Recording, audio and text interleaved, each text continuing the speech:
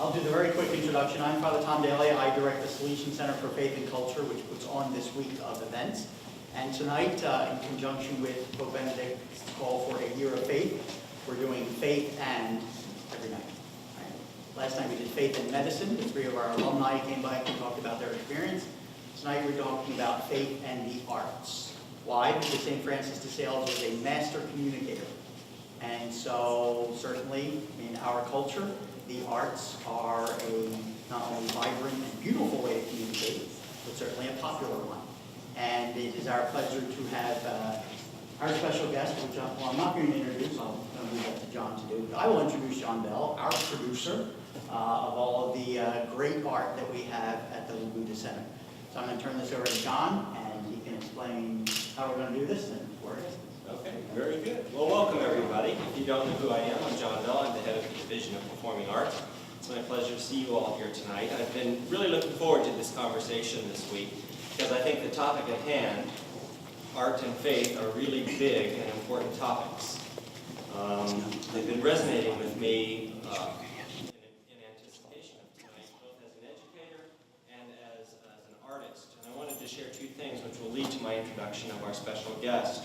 A couple of years ago, I received a note from one of our patrons after they saw one of our productions. And I keep this note with me at times because it's such a beautiful illumination of the power of art to be transformative and to really speak to us on our journey.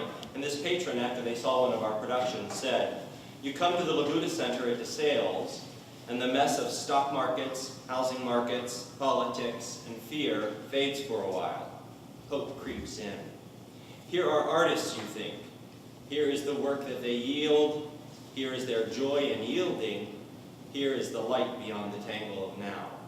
And that's always meant a lot to me because it really speaks about that connection that can happen when we see or experience something really beautiful. So that speaks to me as an artist. In terms of myself as an educator, how these topics resonate with me, just last week I started my musical theater acting class, and the first assignment, first day was, I want you to write a paper on why you sing. Why do you sing? Second day of class, I collect the papers. How'd you do on the assignment? That was hard. It's really hard to talk about, to put words to the art, and what it means to us when we do it, and why we do it, and how we're moved by it. Luckily tonight we have someone who is very skilled at putting words to these really impressive topics. He is with an MFA in playwriting from Catholic University. He's a real Renaissance man. The author of a handful of books, the author of a larger handful of plays, screenwriter, editor-in-chief, no wonder he's so good with words, of Magnificat, member of the Dramatists Guild, artistic director and founder of the Blackfriars Repertory Theater.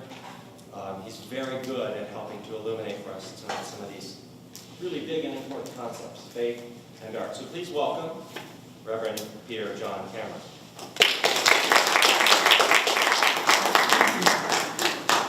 So what I think we're going to do is I'm going to lob out a couple of questions just to get the conversation started, and in the hopes that, after half of our time or so together, you all will be thinking of some wonderful questions that you'd like to pick his brain with. I'm sure you won't be disappointed in the way he expresses a lot of his wisdom. So I'm going to start with, my students are right. This is really hard to talk about. Faith and arts. And I'm wondering, why is that? I mean, faith is something that's personal, very intimate to us. We're on a journey to get to know it. Any artist will tell you that art is very personal, intimate. You would think it would be so easy to talk about. Well, it's not easy to talk. I mean, there was a survey done a couple of years ago about what people are most afraid of. And they discovered that the first greatest fear among people is the fear of death. And then the second greatest fear is the fear of public speaking.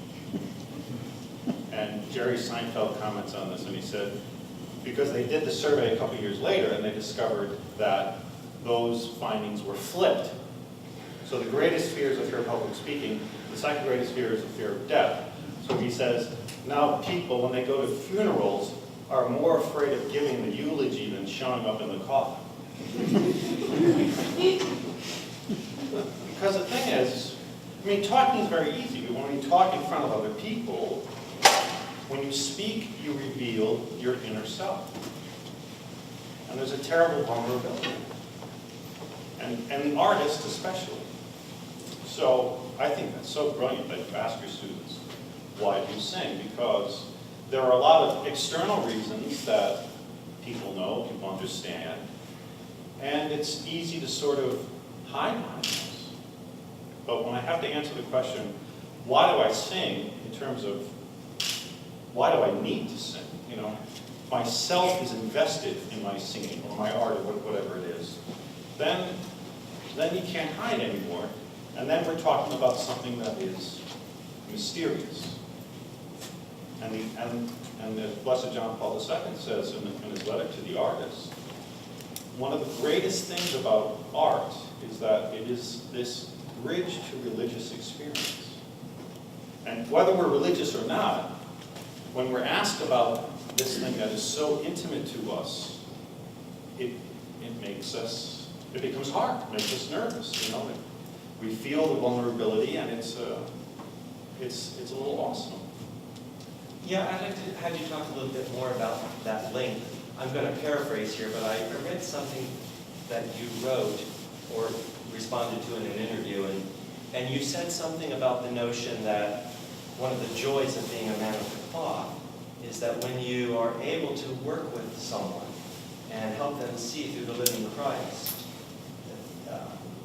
they can return to their heart. They can reclaim their humanity. And that's one of the joys of faith and the religious journey. And yet I think when we see great art or something really beautiful that gives us pause and takes us to that place of deep reflection, it can do the same thing. Absolutely. So talk a little bit more about that connectivity in your experience. I think it's so important, and it's something I think we can all relate to. I mean, the whole experience of being before something beautiful. You know, it could be a poem or a play or a concert or even a beautiful painting. Or like the Pietà. I remember reading something was in the New York Times a few months ago about a Jewish man and his wife who were visiting Rome. They went to, did you see it? They went to the Vatican. It's not you, is it? They went to the Vatican. He saw the Pietà. He was so moved by this, he started weeping. You know, so like when we're in front of beautiful things, especially art, why do we weep? Now you say, well, if it's Broadway, I know why, because the tickets cost $148. but you know, but we weep. I mean, it provokes this kind of melancholy in us, and so why is that? I mean, why would something so beautiful move us to tears? So, and many people comment on it. Edgar Allan Poe says it's because it reminds us that we're made for a beauty that we don't possess yet.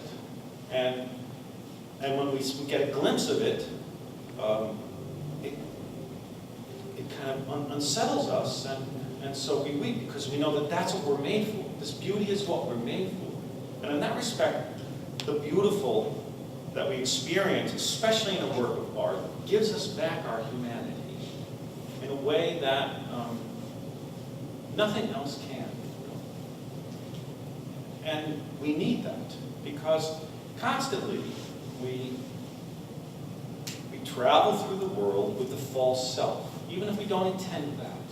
You know, because of the masks, because of what the world puts upon us, etc., we know that there is a better self than the one that we present to the world every day. And every now and then we realize, I'm more than I appear to be. I'm more than I'm presenting to other people. How can I find my true self? And when I come up against a magnificent work of art, whatever form it is, it reminds us, no, I'm made for that.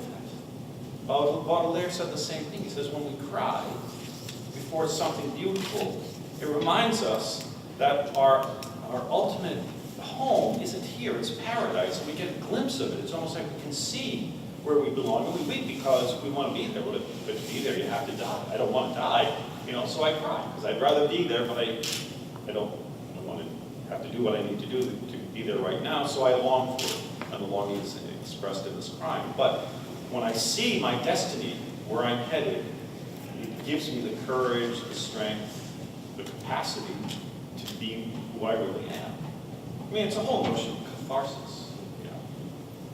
The founder of the Arts at DeSales, Father Jerry Schubert, had often adopted a quote from the Hopkins poem, and he used it as his mantra, which was that all the students in the theater, the TV, film, and dance program, our objective, our goal is to use our art to give beauty back, which is stealing from the quote from Nancy Hopkins' poem. And I think it's that same thing, that we have some responsibility in the gifts that we've been given and in trying to reach and develop our fulfillment of them, that to understand there's some responsibility to help move that through the world. I think that you're alluding to some of that. I agree with that, because who suffers in the world like artists? And the fact that artists suffer as deeply and as existentially as they do is not because they're bad people. It's just the opposite. It's because there is a certain openness to reality for which they're capable. And in their honesty, they recognize that I can't really say yes to what's in front of me without giving up something of myself. And that's the suffering. That's the suffering. And that's, again, in the letter to the artist, when Blessed John Paul II speaks about the artist, he says, we need you because when you give us your art, you don't just give us art, you give us yourself.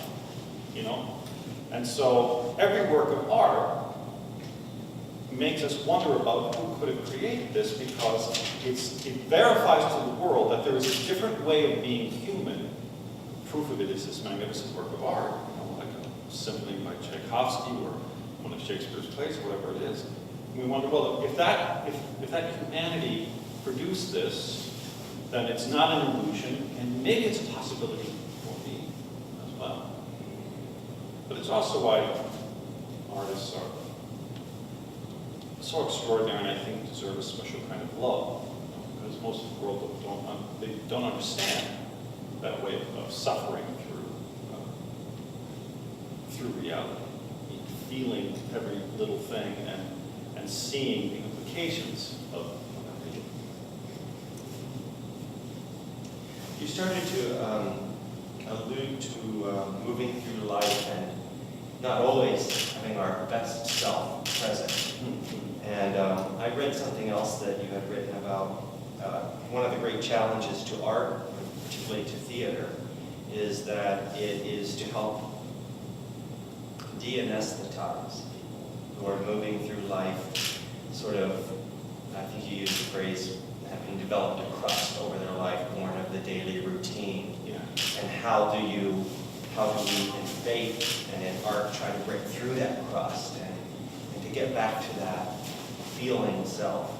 Can you talk a little bit about that? And I wonder, do you sense that that's growing more and more intense in our more and more technological world at all? That's such an excellent and important question. The answer to the last question is yes, sadly. So I'm stunned by the fact that in the 21st century, theater still exists. I don't understand why it hasn't become extinct. Because if theater is simply a means of entertainment, well, at this particular moment in time, there are about 40,000 ways of being entertained. I mean, I can go to my smartphone and watch a movie right now, and you could do it too. I'd ask you not to do it though. But, so, I mean, we don't need theater to be entertained, but so it still exists. So now, why does it exist? So it has to be something beyond just entertainment that we get from that. And I think it's exactly what you put your finger on, John. It's the fact that I need to find, I need the ability to live my I, myself, And because of so many influences of the world, as we were saying before, it's possible to go through life without being truly, deeply in touch with what it means for me to be a self, a human self, a person. And so I just kind of glide through life. Yes, I can be sort of anesthetized, so I go from one pleasure to the next pleasure. It doesn't necessarily mean something evil, but sometimes it can involve addiction, sometimes it involves just sort of being like a couch potato, or getting caught up in materialism or consumerism. But I get up in the morning and I go to bed at night, and in the course of the day, I have not lived in any way that constitutes any sort of depth. And we can go through our entire life this way, but then there are moments that punctuate our life in which we realize we need something more. And usually this is when a crisis comes of whatever sort. So I lose someone that I love, or someone I love is sick, or I become sick myself. And immediately what comes to the fore are the questions of meaning. And the theater exists to be that provocation of meaning. Theater exists to say to the audience who dares to be there physically, bodily, not just in front of a screen, but they leave their house, they come to a place. If it's in New York City, it's probably not a very nice place. It's dirty and damp and dank. And sit in the darkness with perfect strangers and listen to perfect strangers say something to them, because there is this hope that somehow I'm going to be given an insight, an epiphany into this question about meaning, without which I can't live for 5 minutes. I can sort of deceive myself and say, no, just whatever it is, being a couch potato, or just, watching YouTube videos or something is enough. But something always breaks through to tell me I need something. And that's why the social media, as great as they are, I think there is a kind of a danger, and not too hidden a danger, because it gives the impression that the kind of connectivity that I need with other people is being satisfied by this link that we have through a screen. And it's not enough, because to be human is to... The only way that I can say I is if there is someone in my life who is a you, and I need the face of that person. I need to have an encounter with that person. And theater, before all else, is principally and primordially this. It is an encounter that speaks to my heart, even if it's a silly play, even if it's a comic play, that says there is meaning to be had that can be found only when persons are present to other persons. And in this respect, all theater is, in a way, sacramental. It's not that different from liturgy. Yeah, I was just thinking the exact same thing. You talk about people who make the choice to come out of their home, to go to the theater, to sit in the dark with a body of people that they don't perhaps know, and they're searching for something that will illuminate something in their life, and that's Sunday service. Yeah, yeah. It's that same yearning, that same coming together in search of that meaning. And I know you've written a good bit about sort of the likenesses of the search for meaning that art provides for us, and the search for meaning that obviously a faith journey is about. It's fascinating to think of. I also did a little research into some of your writing, and I found something about Arthur Miller and the tragedy of the common man. Yeah, I love that. The essay that he wrote for Death of a Salesman. And again, I'm paraphrasing, but I'd like you to expand on it a little bit. You talked about the notion that all people, if they are on this quest for a search of meaning and see themselves in this world, in this life, that not only noble Greek tragic heroes experience that possible fear of being dislodged from the sense of their self and their face of the world, but maybe more importantly, every common man and every common woman experiences that, and it's just as big, valuable, tragic, joyful, Could you just go a little further with some of that? Yes, because ultimately, I mean, to be human is to be caught up in a drama, is to live a drama. I mean, this is, again, Blessed John Paul II says that the tragedy or the greatest sorrow of so many people's lives is that they live the human drama, but without any sense of the meaning of their life. They live without the meaning. And the reality is that at the heart of every great tragedy, of the Greeks, in which it's always a nobleman or an aristocrat or a person of means who's always the tragic hero, in reality, the level of the drama happens in terms of how that person engages their freedom.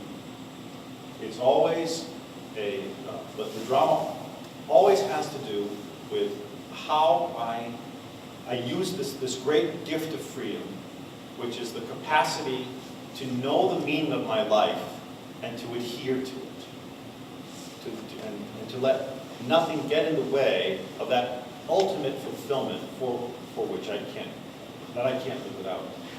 When Arthur Miller sensed that this is not something that only great people do, that every human soul is engaged in this.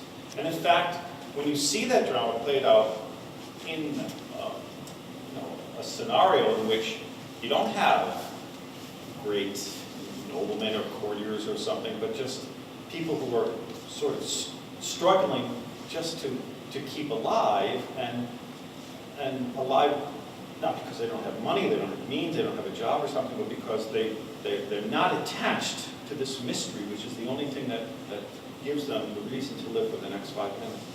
In a way, it's even more dramatic.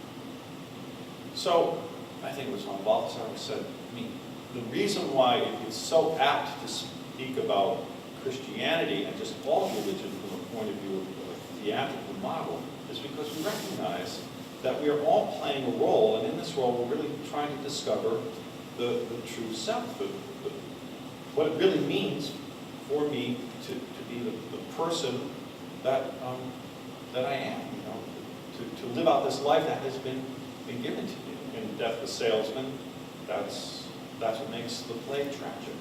A man thinks he knows what he needs to be happy, and in fact, for very many reasons, refuses to hang on to his freedom. Follow. I'm going to ask you selfishly to finish a conversation you and I were having over there, just Sure. because I found it interesting, and I thought these folks might find it interesting too. You said you're going back to teach tomorrow, a class at 9:30, and on the subject of the course is on preaching. And I said, oh, that's interesting. How do you teach a course on preaching? What are the topics in the course on preaching? And you started to tell me that you begin by having the students choose a passage from Scripture, Gospel, and treat it as a monologue. Could you go a little bit further with that? This likening of a dramatic structure to what you do as a man of the cloth? Well, when I was ordained around the same time that I was doing my graduate studies at Catholic University, and I was still struggling to understand what I needed to do to be able to preach well, because it was clear that I wasn't preaching well. So I wanted to get a better handle on what makes preaching good. I mean, what keeps people listening, and why do people find it enriching and fulfilling? So at Catholic University, I think I was studying, I had a class in playwriting, and we were talking about monologue writing, and I realized that what the playwright attempts to achieve by giving a character a monologue, in many respects, is similar, if not identical, to what the preacher is attempting to achieve when he preaches from a pulpit in the middle of the Mass. Because the monologue is not about exposition. I mean, and if that is the case, it's very boring. I mean, we know that exposition is the most boring part of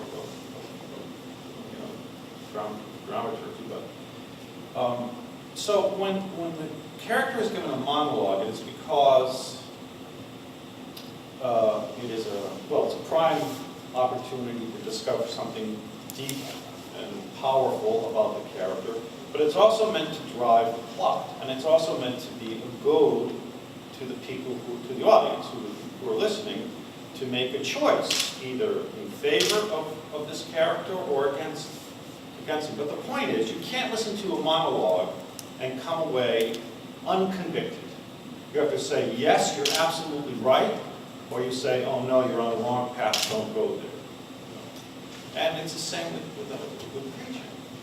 So, I mean, I've done this in the past, I don't know if I'll do it with this current class very well, but I would give them a passage and ask them to take a story like the story of Christ healing the woman who was sick so long with a bleeding disease, and to write a monologue. So there are many characters in that story. They'd have to choose a character. It was up to them. They could choose the woman, they could choose Jesus, they could choose, it's mixed with another story about Jairus who comes to beg Jesus to come and heal his daughter who's sick. They could choose anyone. Well, as soon as they make a choice, then they're a little bit more convicted about what they're going to say. And then they have to say something about it, because now it's not just explanation, now it's not just theory, now it's not just theology, but it's something of their own soul that's invested in it. And the monologues, by and large, were very moving. So when I discovered that connection, I began to understand something about preaching that I had not learned from studying theology. So I think there is a very helpful connection between playwriting and preaching. Yeah, it's fascinating. I'd like to take the course. Still learning myself. I'm going to bring something up, and if it's something you don't want to talk about, it's fine. But I did stumble upon, I think it was a homily or a sermon that you recently gave in Newtown. And you were there just after that terrible event. And you talked, in was it a homily or a homily? It's the parish where I say Mass or something. It is, that's your parish. I didn't realize that. Is it okay to continue this? Yes. Line of questioning? I was struck, two things struck me. That event took me back about 10 years ago. I recall on 9/11 that the horror of 9/11, I was receiving it the way everyone else in the world was receiving it, through news accounts. And you're sort of taking it in, new information is coming at you quickly, and the magnitude of it is almost unfathomable, more than you can barely even really wrap your head around. But the night of the morning of 9/11, I recall on TV the Congress was gathering on the steps of the Capitol, and important speeches were being said, and people were trying to reflect and put words to this moment and how we respond to it on a human level, in some context of faith. And one of the leaders, I'm not sure who it was, finished, and it seemed like the gathering of Congress was going to finish. They were going to trail off and go away. But a couple congressmen stayed and started to sing America the Beautiful, a cappella. And as a few heard that, more stayed, and eventually everyone stayed and sang. And I was struck that that was, in that day, that was the first time I started to get choked up. It was music, it was art, it was the community almost organically needing to do something transcendent, bigger than mere words. And somehow the melody and the harmony of that was going to allow them to get to that level of needed expression. And the exact same thing happened the evening of the events in Newtown, is that evening there was some cameras outside a gathering of people in the community, and someone started to sing. It was a spiritual. And people started to chime in. And I bring this up because it seems to me that that illuminates a little bit of this connectivity that art, this need to express, that's what artists do, that's what audiences do when audiences come to receive the art, can be such an important trigger for getting us to understand. The journey of faith is a journey of understanding. yes, again, when we come up against an utterly horrific experience, an atrocity, I studiously avoid using the word tragedy of what happened in Newtown, because it is not a tragedy. And I know I don't have to explain that to you, because you know what a tragedy is. It's an atrocity. Because a tragedy has to involve a conflict between two goods, two positive things. So, it's not used that way in the media, and I understand, but with theater people, not to use that word, I wouldn't use it. But, so when we come up against this, an unspeakable sort of experience, an atrocity, an evil that is so heinous, that it's so overwhelming, it has to be met somehow. Words can't do that. Nobody can say the words that somehow puts into perspective what transpired in those hours, and it's still happening now. No one can. So the only thing that can have any hope in front of such an atrocious experience is another experience. And it has to be an experience that is more sublime in its gravity than the evil one is dark and filthy in its evil. And that's why art wins. The same thing happened with a horrific hurricane and flood in Haiti some years ago. The people's houses were destroyed, and the people on the street, they had no water, they had no medical assistance. The reporters were there, and in the middle of the night, they heard singing. And people were singing spirituals. They were singing hymns. And they were singing hymns of thanks to Jesus for his being alive and for his keeping them alive. And that's, so when Dostoevsky says that beauty will save the world, that's what he means. Because the beauty isn't just some artwork that's very cleverly crafted. The beauty is, and this is what he intended when he said it, is Christ himself. But Christ, not in the form of words or discourse, who cares? I mean, it's so boring. I'm so happy Father Tom didn't let me give a lecture. It's so boring, but when you have an experience, it's not boring. I mean, I don't get bored when I'm at the movies. I don't get bored at a play, unless it's a bad play, Why? Because it's an experience. And that is what that's what heals us when a terrible experience threatens to overwhelm. And there's a kind of genius that in people that started to sing that hymn, or that patriotic song, but that, God bless you, that not everybody has, but as soon as it happens, this is what we need. It's exactly what we need. And I think theater is that in a supreme way. Not to diss any of the other arts, but there's something about the theater, even more than film, because it's a different medium. The medium of film is image. The medium of theater is language. And the word and the word became flesh. The image didn't become flesh. So whenever, and this is something John Paul II says in his, because he had a theater company called the Rhapsodic Theater, which was all about language and word. Whenever the theater is doing what it's doing, it is, whether it realizes it or not, it's engaging the very same dynamic of the incarnation. It's making the word, which is the word with a capital W, a little bit more enfleshed in the world so that we can see that face that, makes the face of evil fade.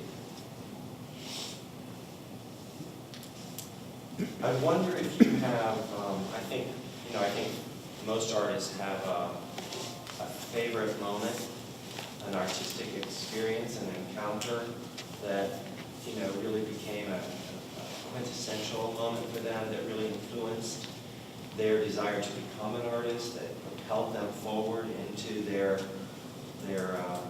career, into their art form. I wonder if you have had such a moment that you be comfortable sharing with us, something that really spoke to you on that deepest of levels, that sense of beauty that we don't encounter at every production we go see. I wonder if there's anything that stands out. I don't know if there's, I don't know that there was any one really sort of hallowed moment like that for me. The first play I was ever in was in 4th grade, and it still sort of sticks with me, which is sort of strange that would be so. I remember the very first Broadway show I saw. I was a high school student, and it was the Broadway production of Pippin, starring Mark Rubinstein. And I was absolutely flabbergasted by it. I think it was an extraordinary production, but I didn't have much to judge it. But it just seemed completely, utterly magical. And again, it wasn't an experience of entertainment. It was an experience of, there is a world beyond the world that I'm living in now, and I want to live there forever. It just made this sense of something greater, something infinite, very close. And that was a long, long time ago, but I remember it like it was yesterday. So I would probably have to point to that. And then likewise, and this is going to be the last question I'm going to lob, and we'll open it up to you all if you've got any comments or reactions or reflections or questions. Likewise, is there a moment in your service ministry that has really touched you on a really profound level that you care to share? The most profound experiences for me have been these experiences of really deeply catastrophic sort of suffering. I was, for 2 years, a campus minister and then the director of campus ministry at New York University. And while I was there was a young man who committed suicide by jumping from a building. And it was very, very traumatic for the community. There had been a string of suicides at NYU. It was a terrible problem in the years I was there. It was early 1990s. And I remember being asked to join some counselors and therapists who were going to meet with a large body of the students who were just, you couldn't be alone after this. And so one of the officials of the university addressed this assembly of students and tried to console them and said, we're here for you. If you need to see a counselor, we're here. We understand what you're going through. We want to do everything to help you. And at the end of it, the official said, do you have any questions? And at that point, some young man who I couldn't see, I could only hear his voice, raised his hand, and the official called on him, and he said, is there a priest in the room right now? And he looked at me and said, yes, there is. And he said, well, could he pray with us? And I was so struck by that because I thought, you don't need somebody else to pray. Right? You can just pray. But at this moment, in order to be able to meet this terrible darkness that had overwhelmed the campus, he wanted to pray in communion with somebody else. He didn't want to be alone even in that. And it really gave me a sense of what the priesthood is meant to be. That presence, again, that is there to be this assurance that no matter what assails us, no matter what terrible thing befalls us, there's not just a theory or a plan to get out of the trouble, but there is someone with a human face and a human voice. Someone can take us by the hand and say, there's hope, there's life.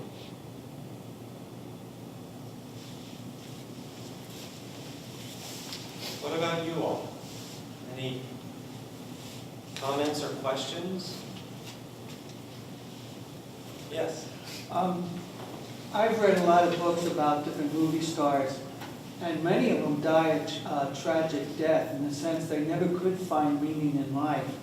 And when you say, like, when you act, there is always something beyond, in reading those, you also see where they never could get out of a certain role. They tried to live that rather than the authentic me. That, and also you read about some that just, their life was oriented more towards the glamour and glory than any type of issue beyond that. And also when you read about all the drugs they take is incredible. And I wonder if you could explain that in terms of finding meaning beyond yourself in theater. It goes back to the notion that somehow the need in me for ultimate fulfillment and happiness can be satisfied by something that I determine. It can't be. My heart is made for one thing, and it's made for love, and it's made for infinite love.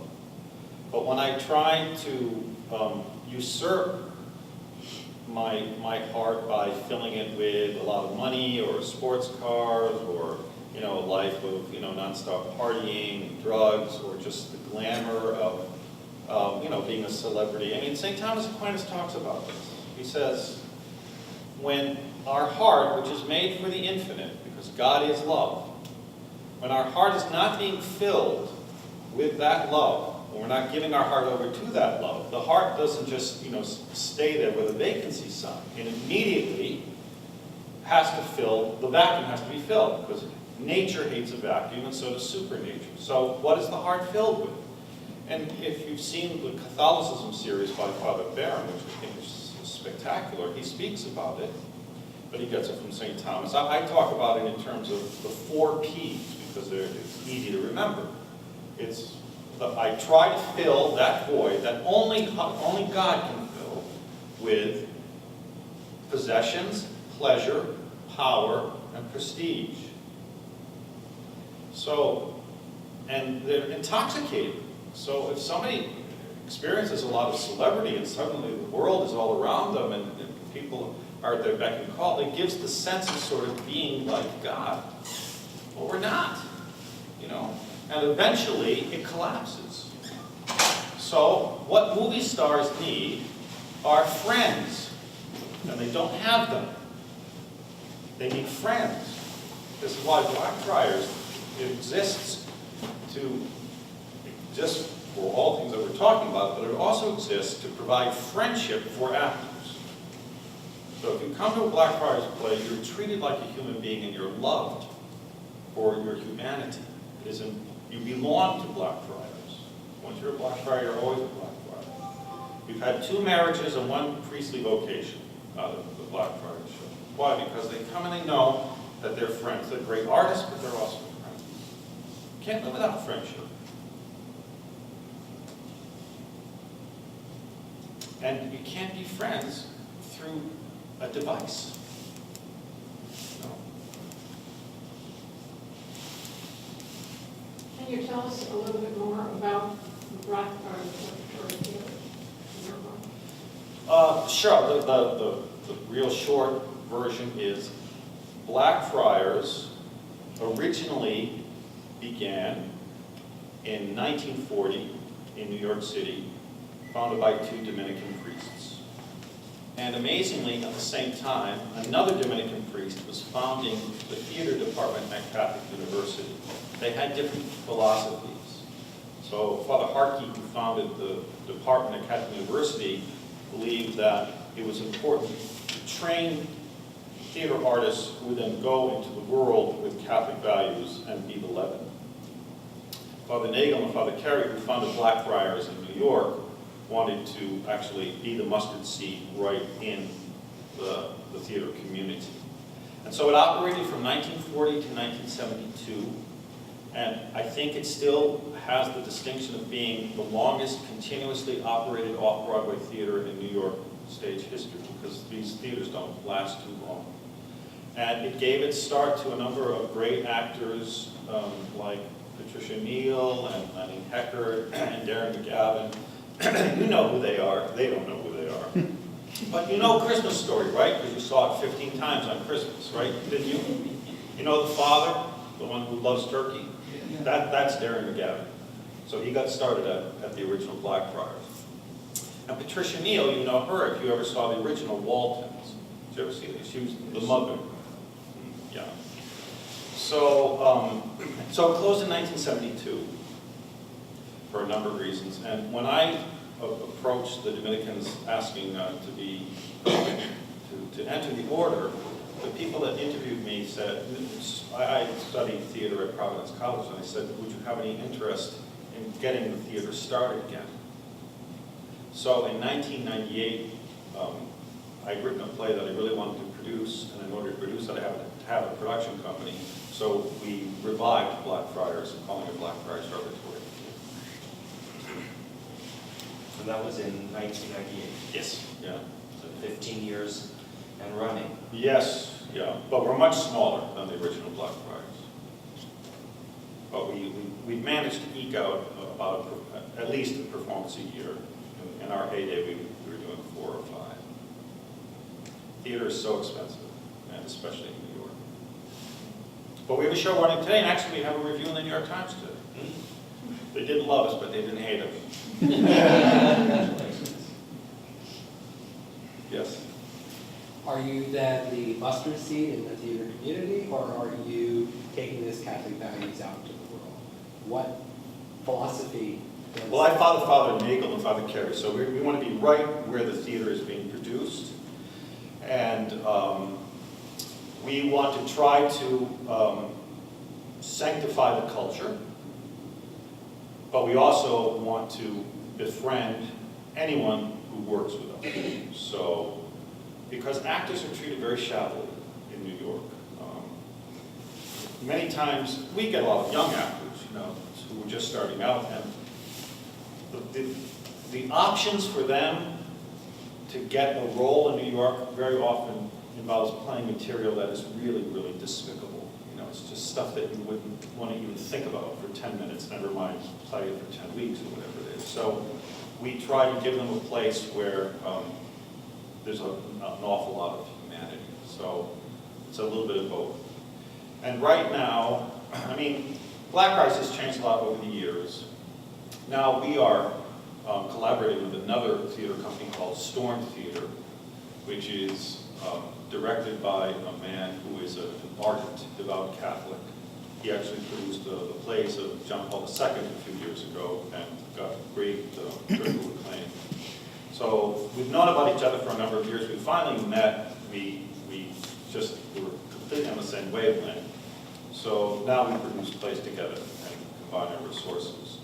And that's the reason, I think, why we were able to get the New York Times to come to review it. They would never come to review a play in which a priest was the director or the priest was the producer. We just presume it was some community play, a community theater thing by a priest, church, not worth paying attention to. So we have to go undercover a little bit. So I hide behind him, and he's up there first, and the New York Times comes, and so it's working a little bit. And we've been trying to find plays that are have been overlooked, but have great stage value, but also great sort of value just in terms of the truth that they propose. So last year, we did a play that you've probably never heard of unless you studied theater history called The London Merchant by a man named George Lillo. It's 300 years old.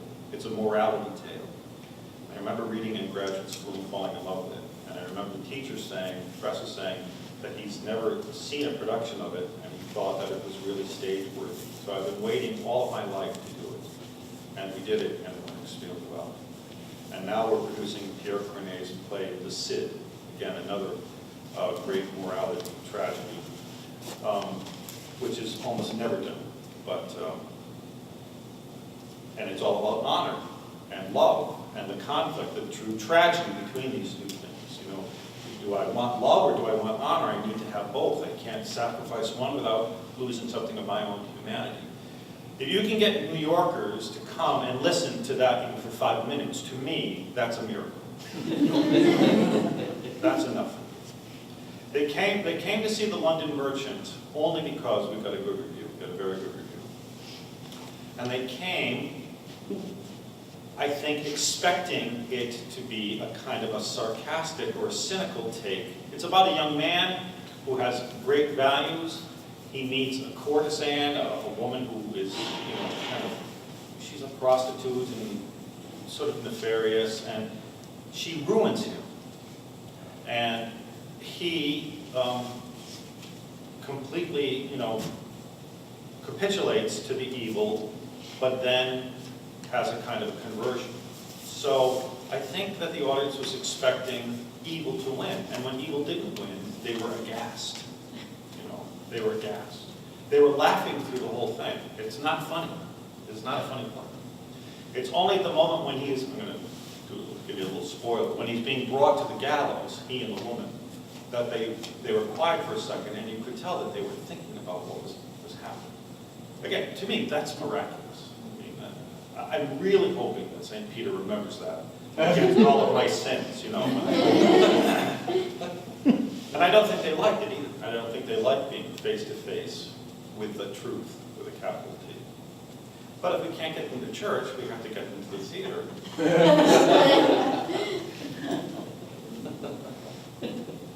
This is sort of playing on your theme there with the culture. As a person of faith, what would you say I could do as an artist going into this culture that, as you sort of described, has a tendency to lean towards the despicable? What would your advice? Just be yourself. The culture is constantly being remade. Culture is not an absolute. Culture has to be created, you know. So you go with your faith, you go with your beauty, you go with your truth, and you speak what you believe. And then people say, well, how can this beautiful woman with all of this talent also believe in God? This is not possible, you know. She has to be doing this because she wants a lot of money. She can't be doing this because she believes that Jesus Christ is her friend and is changing her life. And that will make you irresistible. Yeah. So you just be yourself. Be true, I think. Are you an actress or a dancer? I'm a dancer. Yeah, I don't know the world of dance, but you know, dance is, they say this is what the Trinity does. You know, the Eastern Church talks about perichoresis. And you know what that means. It means dancing around, choreography. It says that's what the Trinity does, the Father and the Son and the Holy Spirit. They don't just like sit at a table, you know, answer the phone, you know. Like this love that they share is so great that they have to. Did you ever see the image of Our Lady of Guadalupe? You know, that's such an incredible thing. But one of the things about it, next time you look at it, look at her knee. It's bent. You know why? They say it suggests that the Blessed Mother is actually dancing as she's in front of Juan Diego. So this, I mean, you look at a little kid, you give a kid an ice cream cone, what does he do? You know, he has to sort of like dance while he eats it. You know, you can't eat an ice cream cone just standing there, right? Because it's so completely joyful that, so that's you. Yeah. Because, as John said, you know, someday someone's going to say to you, well, why do you dance? And it's not because you're in great shape and, you know, you have a sense of rhythm and so on. You dance because there is someone who loves you, who has taken hold of you, that you have to dance for him. Dance because you can't see him right now. If you don't dance, you're going to cry. That's basically it, you know, right? I mean, when they just say, I have to dance, you know, what does that mean? It's a mystical statement, really, you know. Even a sort of a silly thing as chorus line, I mean, do you even know what that is? That was never produced in your lifetime, was it? No, well, that was like the longest, wasn't it the longest running musical forever and ever until whatever it is now, Wicked or something? But I mean, these dancers that have to dance, well, why? Why do you have to dance? You know, why don't you become a tax accountant instead? Maybe it's more fun. No, because there's something about the internet. Not to put down tax accountants, but. I have a similar question to Isabel's. I'm studying film here at Salem, and so I want to be a filmmaker one day. And I was wondering if you could say something on like how, because I believe God's given me these talents to be a filmmaker, but watching films these days, I don't have a lot of faith within those films. How can I give glory back to God as a filmmaker in like this culture? You know what I mean? Do you have any thoughts on that? Yeah, don't bother. Don't be swayed by what you see. Because you know, you're better than all of that. Because Christ has taken hold of you.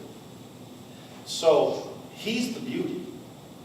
So if you make something because you love Him and you're trying to obey Him, it's going to be beautiful, whether you like it or not. You know, you might not even want it to be beautiful. Oh, well, it's beautiful. Like, you know, that's what happens when you get close to Christ.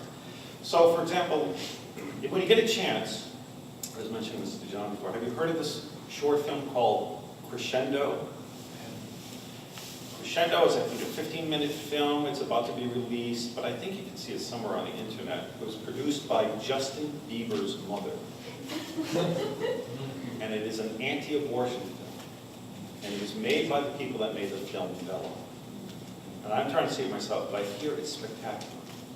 For production values, now maybe some of you might say, that's not, you know, my particular philosophy. Fine, but just watch the film and see what happens.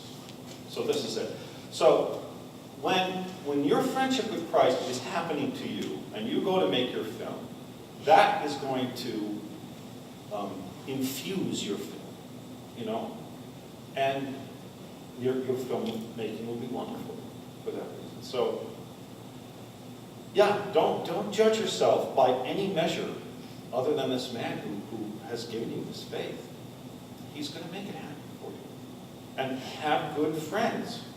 So find the other people of faith who are making films and say, we have to do this together because it has to be an act of friendship. And the more it is, the more it can't fail.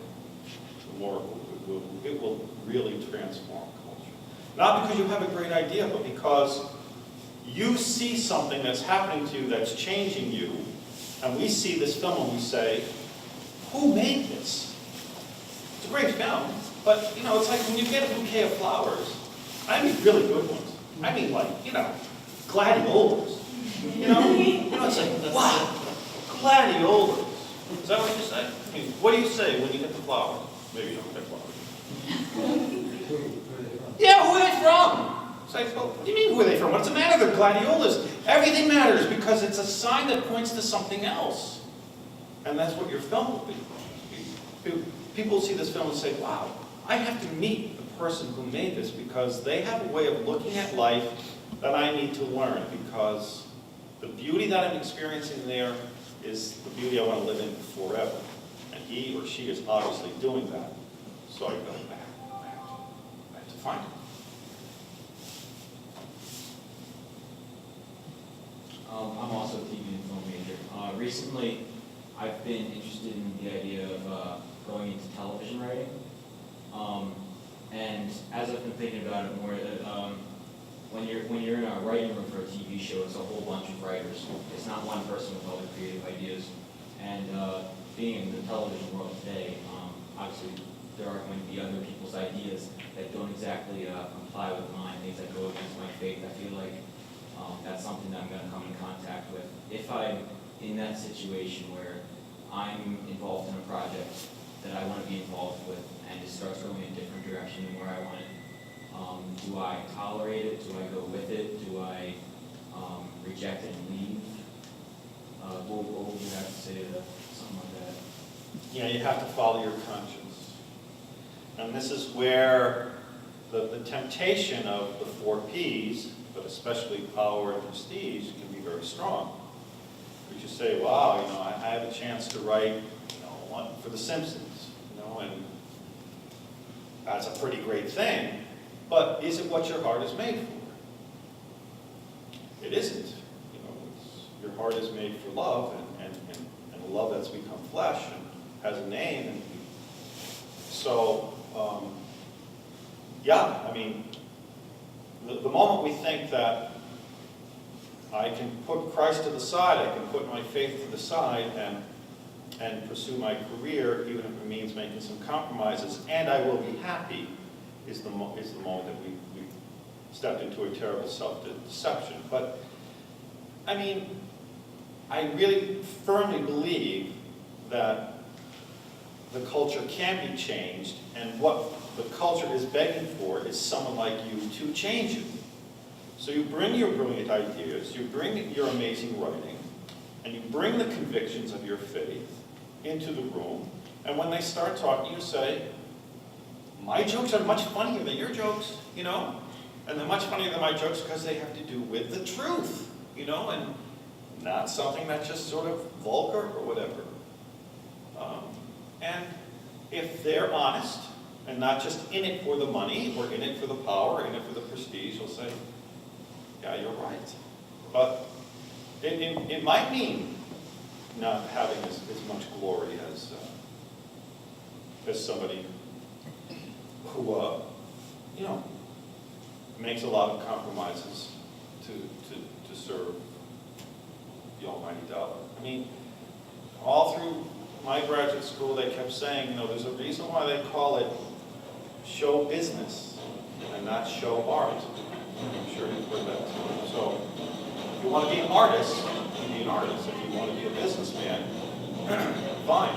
But you follow your conscience. But I bet you can find a better show, or start a new one. You know, produce your own show. And there are plenty of great people out there who are looking for you. You know America's Funniest Home Videos? Ever see that show? Is that still on the air? Mm-hmm. You know, that's founded by a very fervent Catholic, Linda Bona. I was on a board with him. I worked in film for 2 years in Los Angeles. I actually was the religious consultant for a movie that you should never see. Francis Ford Coppola's Dracula. You shouldn't see it for two reasons. One is it's a terrible film. And secondly, it's kind of dumb. But anyway.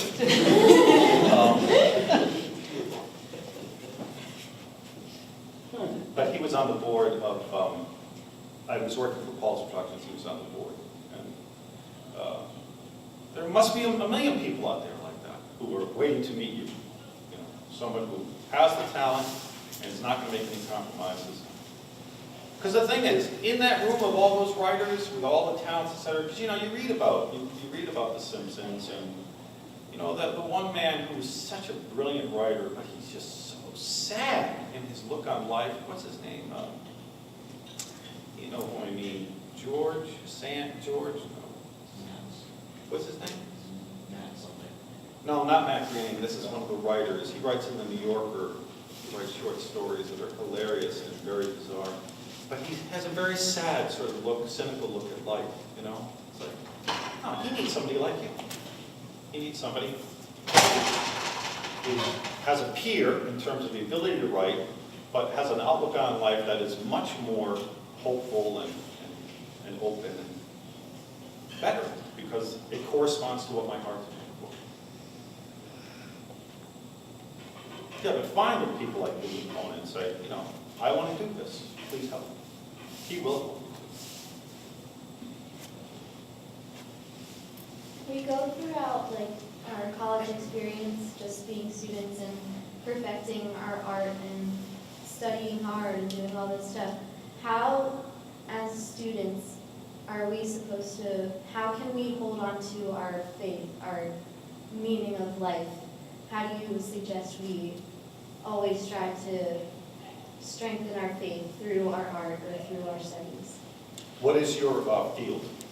I used to be theater, but I switched to psychology, so I'm psychology now. But you're still interested in art?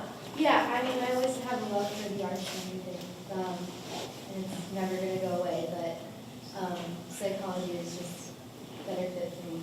And can I ask about your faith?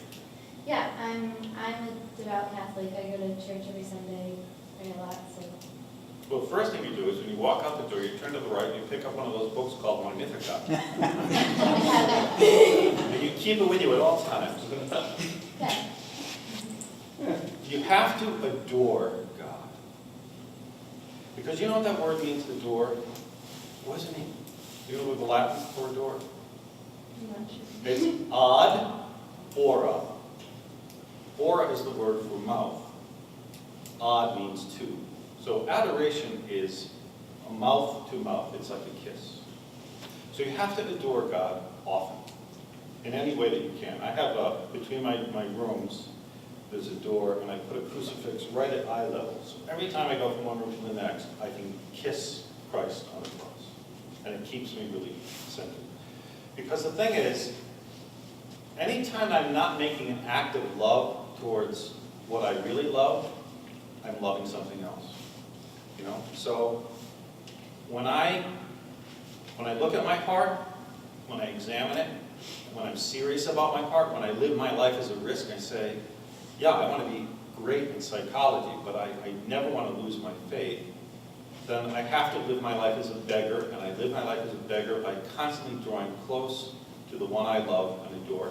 And say the words, I adore you, you know. Because when we stop saying I adore you, what happens is we start adoring ourselves. And you're probably going to be like a really, really good psychiatrist. And at that point, you might think, well, I don't really need God because I have psychiatry, and I'm so good at it, I could teach him a few things. I wish he could come and take my classes, you know? But when you're adoring him, that doesn't happen. When you're adoring him, rather, all of your science becomes a manifestation of the face of Christ. Yeah. And then find friends that help you through. So that when you stop adoring him, thanks for coming. When you stop adoring him, they say, come on, where's my Magnificat? You've got to read it.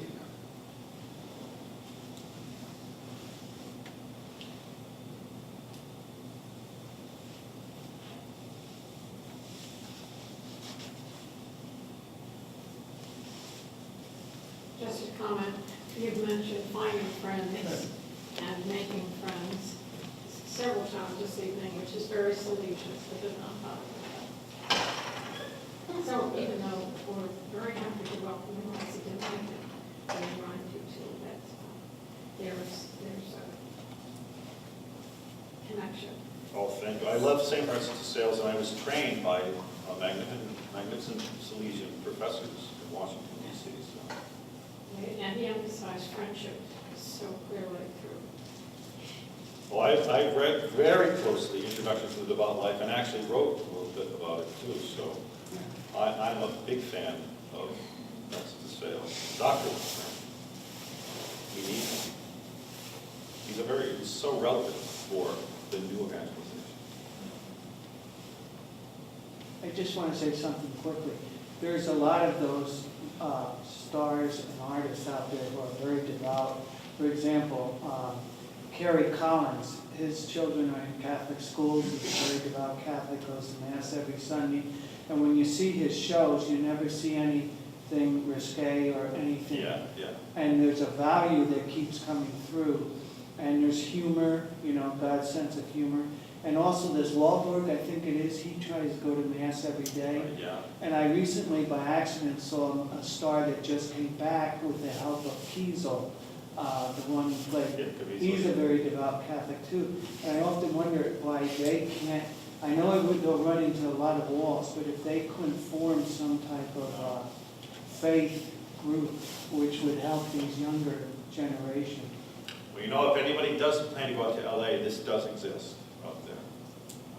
There is a group for young Catholic artists, actors, anyone involved in film. It's run by Barbara Vic Pelosi.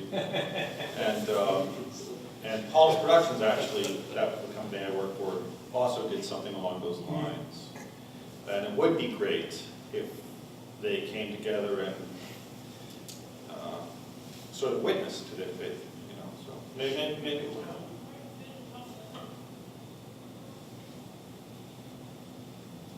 Yes. I just really quick wanted to thank you for making the distinction of art art being sacramental, because I think, especially in our culture, it's easy to think that our art is from us and it's only for us, like just the person, like I've grown up dancing, so, you know, you think, oh, well, this gift is my gift, like this is mine, I own it, and, you know, I get to choose where it goes. So I just wanted to thank you for bringing that connection, because I never thought of it. You're welcome. You know, I'm just telling you, what I was taught, you know, what I've seen too. And the moment you hear, you realize it's much truer than, you know, because, I mean, your art is like love. So to try to keep love for yourself, it immediately just corrupts. But as soon as it's given away, this kind of generosity, it becomes something magnificent. That's the gift I was talking about. That ability to just cut to clarity on such what can be obtuse thoughts. You really do that very well. You've done it here tonight and in researching and preparing for your visit. I was quite taken with that. So thank you for.